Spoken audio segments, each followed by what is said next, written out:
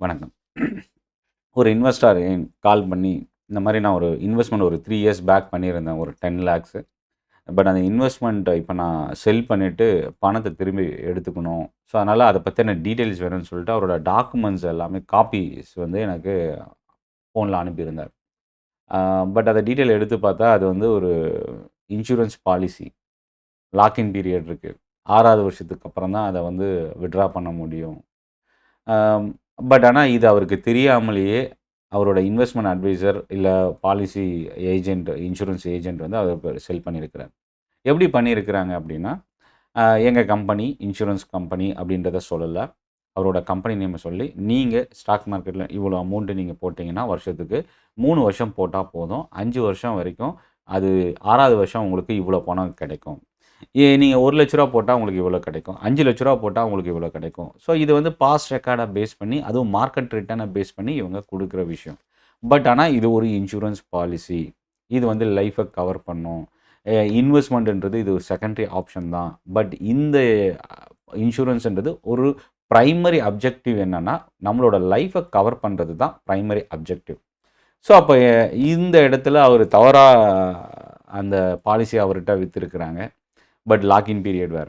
இப்போ இந்த வீடியோ நான் எதுக்காக போஸ்ட் பண்றேன் அப்டின்னா, நீங்க ஒரு இன்சூரன்ஸ் கம்பெனி, இல்ல ஒரு மியூச்சுவல் ஃபண்ட், இல்ல ஸ்டாக் மார்க்கெட்குள்ள போறீங்க அப்டின்னா, அம் அந்த ரெப்ரசன்டேட்டிவோட டிஸ்கஷன வந்து நீங்க கன்ஃபார்ம் பண்ணிட்டு தான் எந்த ப்ராடக்ட்ல நீங்க இன்வெஸ்ட் பண்ணணுன்றத டிசைட் பண்ணணும். இந்த விஷயம் இருந்தா போதும். நம்ம எங்கேயுமே ஏமாற மாட்டோம். ஸோ இதில மியூச்சுவல் ஃபண்ட்லயுமே அப்டிதான்.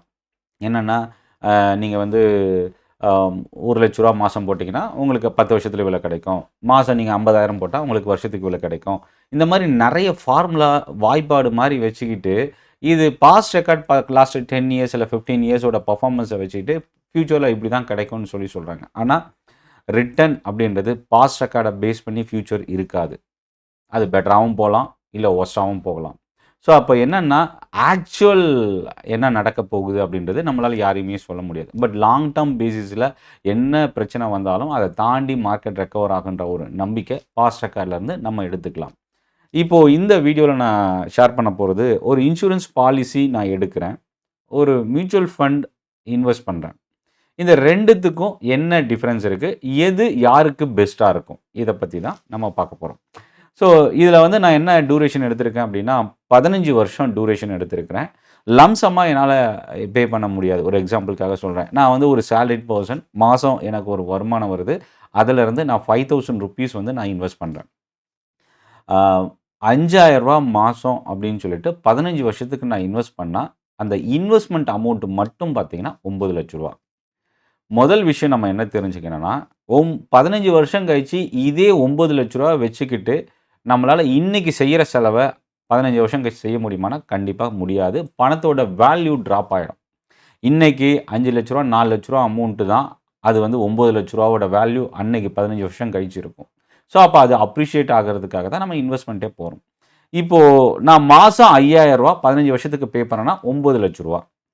இது வந்து பார்த்தீங்கன்னா, இன்சூரன்ஸ் பாலிசிய பொறுத்தவரைக்கும் ஆவரேஜா ஒரு 4 டூ 6% ரிட்டர்ன் தான் வந்து பாஸ்ட் ரெக்கார்ட்ல இஷ்யூ பண்ணியிருக்கிறாங்க. கிட்டத்தட்ட அது ஒரு பிக்ஸட் டெபாசிட் அப்படின்னு கூட சொல்லலாம். இதோட வேல்யூ வச்சு பார்க்கும்போது, உங்களோட ரூ. 9,00,000 நீங்க இன்சூரன்ஸ்ல மாசம் ரூ. 5,000 நீங்க பே பண்ணியிருந்தீங்கன்னா, ரூ. 12,00,000 இன்கிரீஸ் ஆயிருக்கும். இப்போ மியூச்சுவல் ஃபண்ட்ல ஈக்விட்டி ஸ்கீம்ஸ்ல ஆவரேஜ் சிஏஜிஆர் 12% ரிட்டர்ன் குடுக்குற ஒரு ஒரு எக்ஸாம்பிள்க்காக குடுக்குது அப்படின்னு வச்சுக்கிட்டோம் அப்படின்னா, மாசம் நம்ம இன்வெஸ்ட் பண்ற இந்த ₹5,000 ரூ. 9,00,000 இன்வெஸ்ட்மென்ட் என்ன ஆகும் அப்படின்னா, 24 டூ 25 லட்ச ரூவா அளவுக்கு அப்ரிஷியேட் ஆகும். இதுல ரொம்ப முக்கியமான ஒரு விஷயம் என்னன்னா, அ எந்த அளவுக்கு அப்ரிசியேஷன் வந்து உங்களுக்கு குறைவா இருக்கோ, அந்த அளவுக்கு என்ன பெனிஃபிட் இருக்கு இன்சூரன்ஸ்ல நம்ம தெரிஞ்சுக்கணும். இது வந்து லைஃப கவர் பண்ணும். இது பியூர் இன்வெஸ்ட்மென்ட் ப்ராடக்ட் கிடையாது. 2வது ரிஸ்க் வந்து லோ ரிஸ்க். இதே மியூச்சுவல் ஃபண்ட் இல்ல ஈக்விட்டி ஸ்கீம்ஸ நீங்க சூஸ் பண்றீங்கன்னா, அது மாடரேட்டோ இல்ல ஹை ரிஸ்க்கோ இருக்க வாய்ப்பு இருக்கு. அ இன்னும் ரொம்ப முக்கியமான விஷயம் என்னன்னா, இன்சூரன்ஸ் பாலிசி முக்கியமா இன்வெஸ்ட்மென்ட் ஓரியன்டடா நீங்க போறீங்க அப்படின்னா, லாக்-இன் பீரியட் இருக்கும். எஸ்ஐபிக்கு லாக்-இன் பீரியட் கிடையாது. எப்ப வேணுமோ நம்ம பணத்த வந்து வித்ட்ரா பண்ணிக்கலாம். எப்ப வேணுமோ நம்ம இன்வெஸ்ட் பண்ணலாம். அது ஒரு ஃப்ளெக்சிபிலிட்டி இருக்குது. 2 ஸ்கீம் இன்சூரன்ஸ், மியூச்சுவல் ஃபண்ட் மூலயமா எஸ்ஐபி மாதம் மாதம் இன்வெஸ்ட் பண்ணுறதுக்கும் நமக்கு டாக்ஸ் பெனிஃபிட்ஸ் வந்து அவைலபிள் இருக்குது. இதில் முக்கியமாக இந்த 15 வருஷம் சொன்னேன் இல்லையா, இந்த 15 வருஷத்தில் இன்சூரன்ஸில் இன்வெஸ்ட் பண்ணி அது அப்ரிஷியேட் ஆகிறத விட 2 மடங்குக்கு மேலே மியூச்சுவல் ஃபண்டோட இன்வெஸ்ட்மெண்ட் மியூச்சுவல் ஃபண்டில் பண்ணும்போது நமக்கு பெட்டரான ரிட்டர்ன் கிடைக்குது. ஸோ இது அப்போ இன்சூரன்ஸை விட மியூச்சுவல் ஃபண்ட் பெஸ்ட்டா அப்படின்னு ஒரு சிலர் கேட்பாங்க.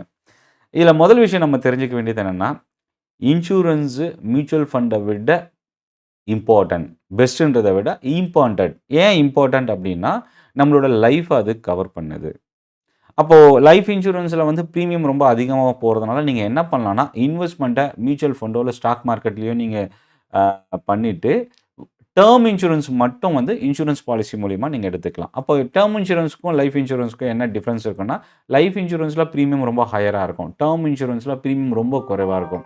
அப்போ என்னென்னா, நமக்கு அதில் ஒரு அட்வான்டேஜ் வந்து நமக்கு இங்கே கிடைக்கும்.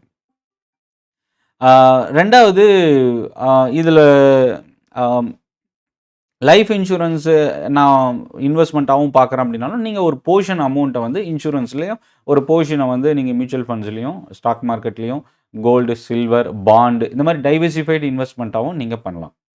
அடுத்தது ஸ்டாக் மார்க்கெட் அப்போது பெட்டரான ரிட்டர்ன் கிடைக்குது அப்படின்னா, அதுதான் ரைட் சாய்ஸா அப்படின்னு கேட்டிங்கன்னா, கண்டிப்பாக அது எல்லாருக்குமான ரைட் சாய்ஸாக இருக்க வாய்ப்பில்லை. ஹை ரிஸ்க் எடுக்கணும்னு நீங்கள் நினைக்கும்போது தான் அது ஸ்டாக் மார்க்கெட்டாக நம்ம சூஸ் பண்ணுறதுக்கு வாய்ப்பு இருக்குது. மியூச்சுவல் ஃபண்டில் ஈக்விட்டி ஸ்கீம்ஸும் சரி. இன்னொன்று எஸ்ஐபின்றது என்னென்னா, அது ஒரு முதலீடு செய்யக்கூடிய ஒரு முறைக்கு பேர் தான் எஸ்ஐபி. அது ஸ்டாக் மார்க்கெட் இல்லை மியூச்சுவல் ஃபண்டுன்ற நேமை வந்து நம்ம அங்கே லேபிள் பண்ண தேவையில்லை. Systematic investment plan. இந்த சிஸ்டமேட்டிக் இன்வெஸ்ட்மெண்ட் பிளான்ன்றது என்னென்னா, லோன் நம்ம வாங்கிட்டு ஒரு இஎம்ஐ எப்படி மாதம் மாதம் கட்டுறோமோ, அதே மாதிரி ஃப்யூச்சர் இன்வெஸ்ட்மெண்ட்காக நம்ம இப்போ மாதம் மாதம் ஒரு அமௌண்ட்டை ஸ்டாக் மார்க்கெட்டில் ஏதோ ஒரு பர்டிகுலர் ஸ்கீமை நம்ம சூஸ் பண்ணுற ஸ்கீம் மூலயமா இன்வெஸ்ட் பண்ணுறோம். அது நீங்கள் டெட் ஃபண்ட்லேயும் இன்வெஸ்ட் பண்ணலாம், ஹைப்ரிட் ஃபண்ட்லேயும் இன்வெஸ்ட் பண்ணலாம், கமாடிட்டி கோல்டு, சில்வர் ஃபண்ட்ஸ்லேயும் பண்ணலாம், பாண்ட்லேயும் இன்வெஸ்ட் பண்ணலாம். இந்த மாதிரி நிறைய investment avenue through mutual fund மூலயமா நம்ம பண்ண முடியும்.